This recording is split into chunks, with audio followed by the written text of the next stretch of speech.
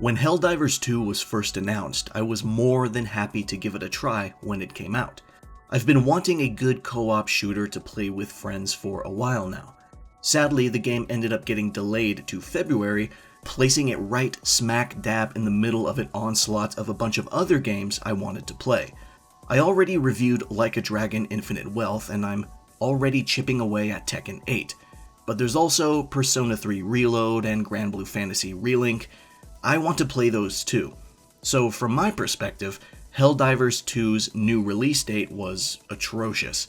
I instantly removed it from being a priority game for me.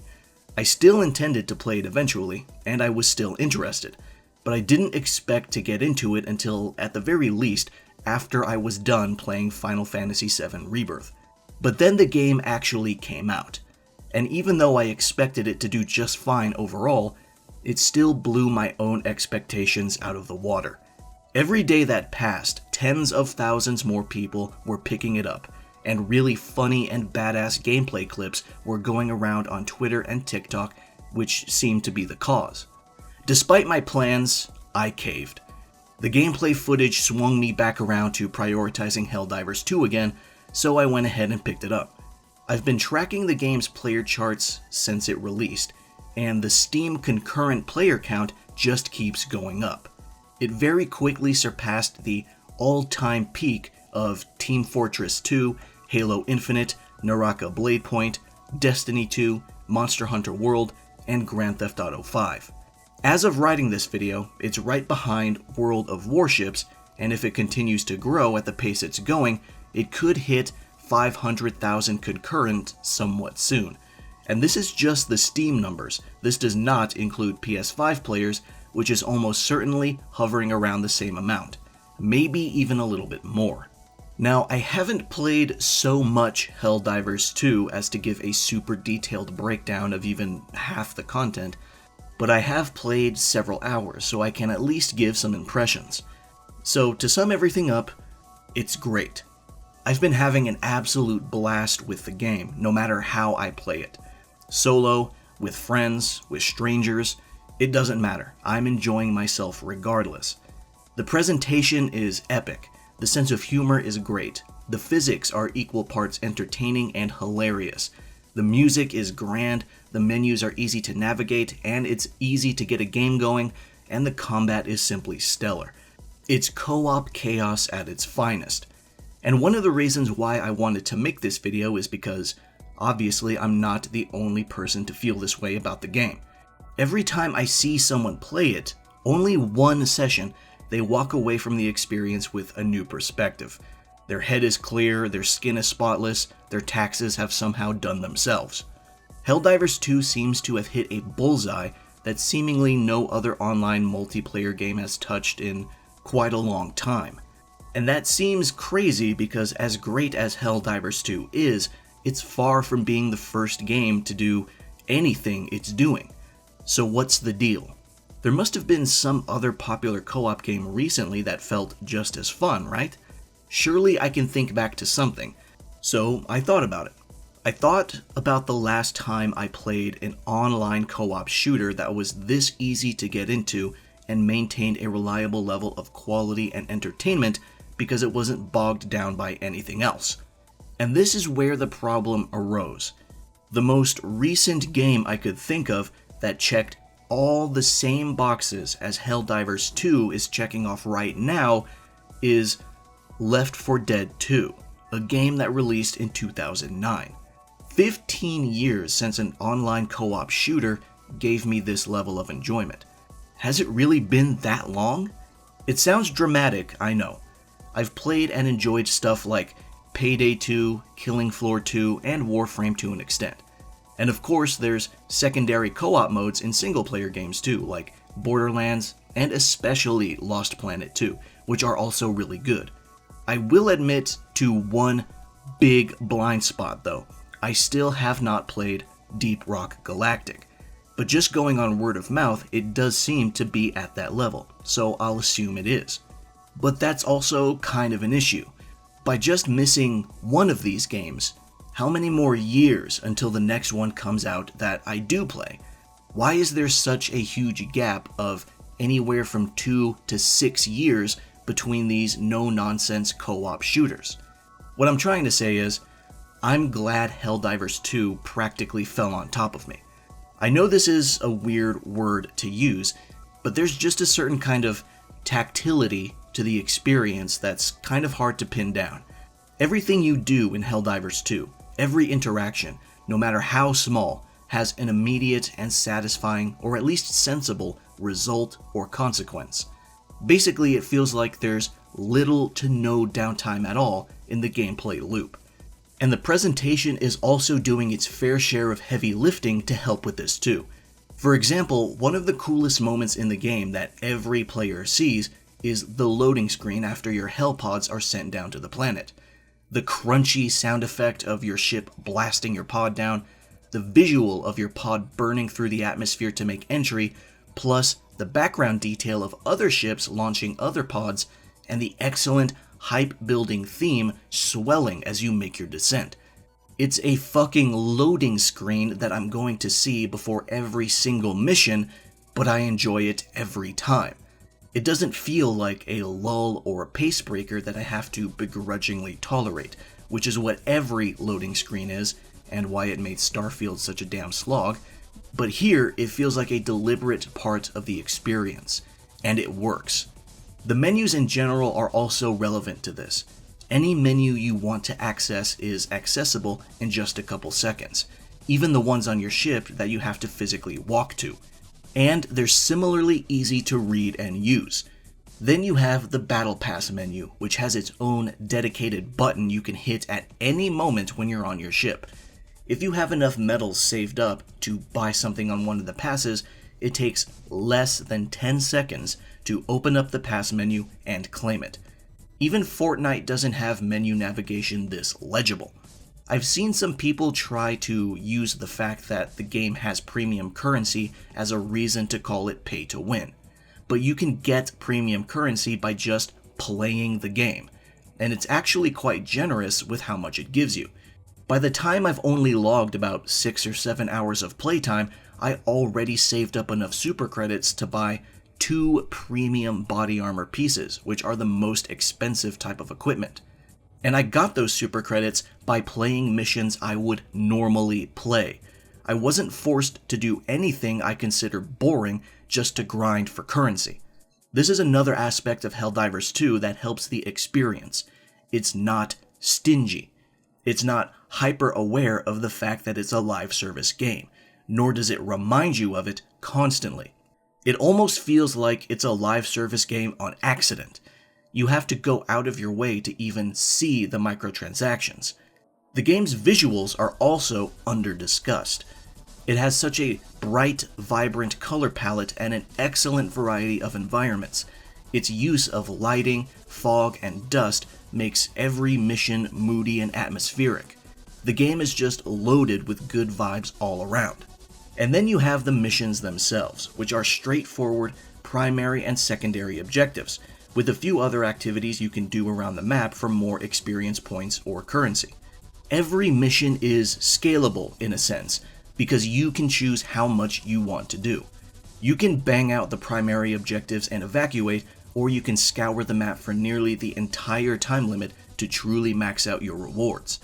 I've done both, with friends and with randoms, and they're all fun, because the act of engaging with the enemy and scrambling to control the chaos of emerging swarms is fun. A huge contributor to the mayhem and entertainment is the friendly fire. The fact that your teammates can kill you on accident just as easily as the bugs or automatons can kill you on purpose is a big reason as to why the combat can be so dangerous. But it's also a reason as to why it can be hilarious too. The moment-to-moment gameplay is always either fun, intense, or funny.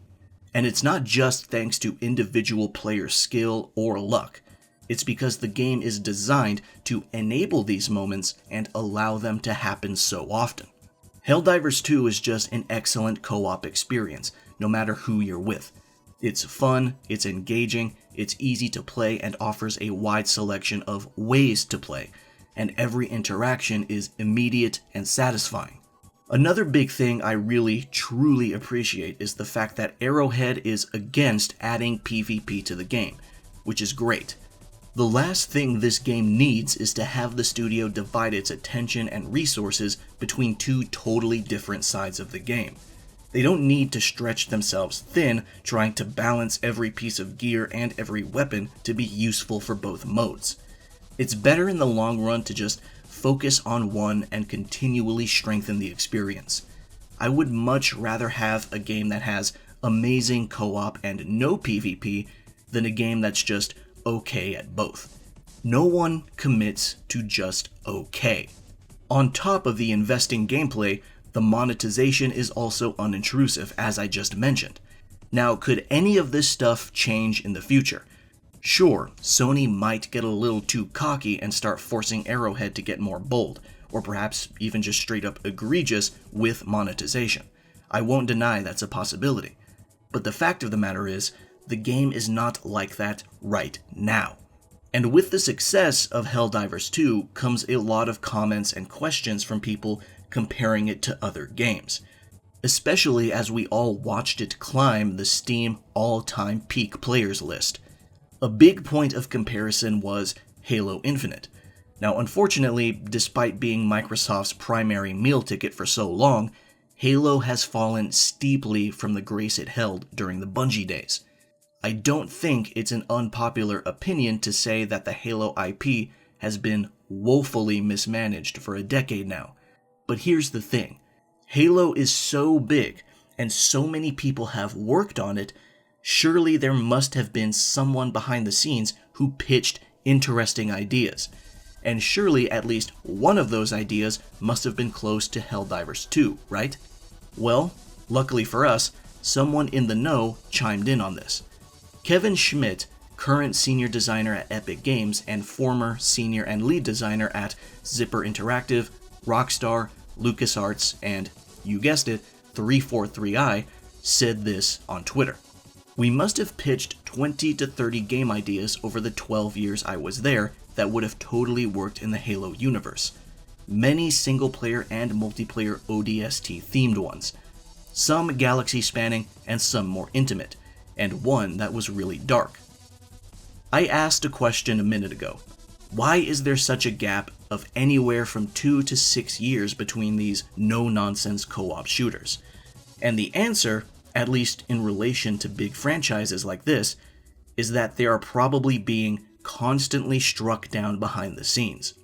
I can only speculate as to why, but my cynical assumption is that they're not exploitable enough in the eyes of management and executives who think they understand what's trendy and desirable.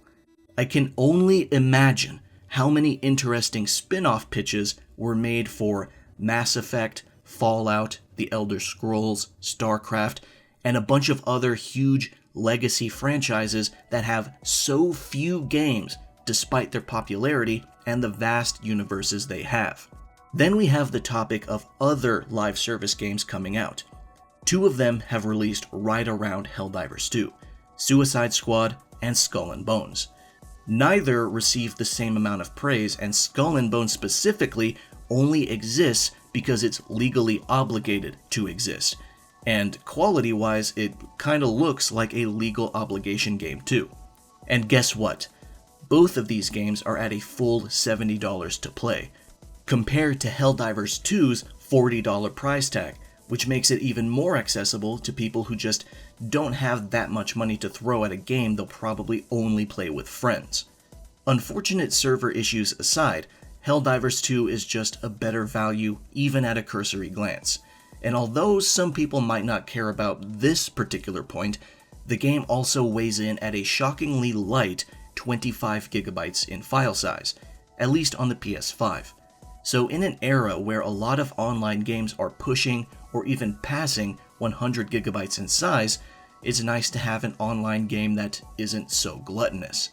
Currently, Destiny 2 is hovering around 120 gigabytes, meaning Helldivers 2 would need to almost quintuple the amount of content and assets it has to reach Destiny 2's file size, which is almost certainly never going to happen, at least not anytime soon. I can't think of any game that's grown that much besides a few MMOs that have several expansions and probably a graphical overhaul on top of that. Obviously, this is the part where I finally mention how difficult it was to log in since I bought the game, because Helldivers 2 is such a raving success that its developer, Arrowhead, was nowhere near prepared for the massive wall of players about to descend upon it. Basically, the servers were overloaded to shit. The studio is scrambling to add more space, but it's proving difficult because more players are buying the game and trying to get in faster than they can solve the server load issues. It is perfectly reasonable to be irritated about waiting to be able to play. No one likes queues. I was there for Final Fantasy XIV's Endwalker launch back in late 2021, which not only had limited server space getting slammed by way more players than they could handle, but there was also a bug where an error would pop up randomly when you're sitting in queue and kick you out of it. And if you don't log back in fast enough, you lose your place and are sent to the back again, even after waiting there for 3 hours already. Meaning, if you were waiting in queue, you couldn't even leave your console or PC alone while you waited. You had to keep your eye on it the entire time. And it was like this for weeks. So believe me when I say I understand the frustration of overloaded servers. But Helldivers 2 is a very unique case, and I think it's worth keeping in mind.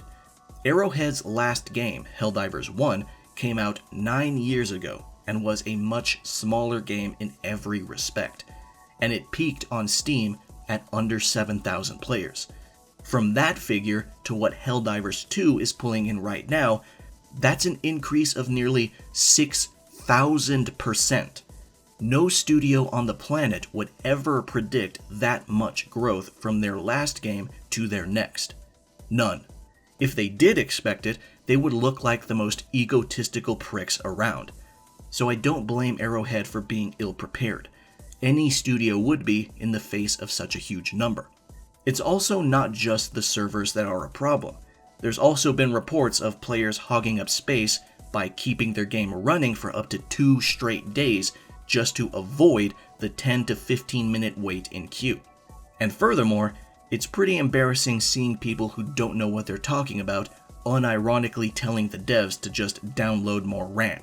All of this is to say, I don't mind waiting in a queue to spend an amazing 2 to 3 hours playing with friends or randoms. That's how good the game is.